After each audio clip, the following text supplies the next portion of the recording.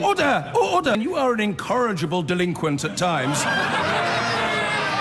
Behave yourself, man! The shipping industry is preparing to bring in new checks on goods going from mainland Britain to Northern Ireland. That's despite the fact that the Prime Minister has repeatedly denied during the election campaign that there will be any such checks. Our economics editor, Faisal Islam, has the story.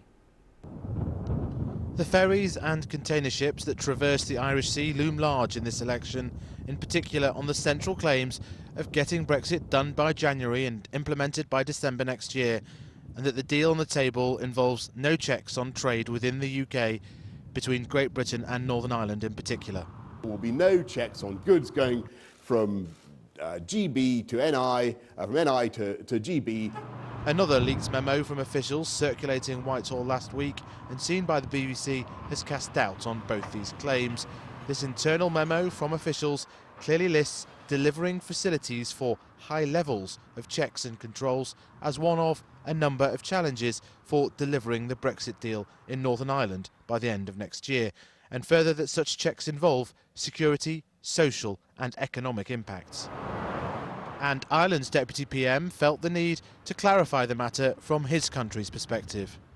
The EU has made it clear that they want to minimise the impact of checks on goods coming from GB into Northern Ireland, but at the same time goods coming from Great Britain into Northern Ireland will need to have some checks. It's not just about the odd check. These leaked documents refer to high levels of checks and controls.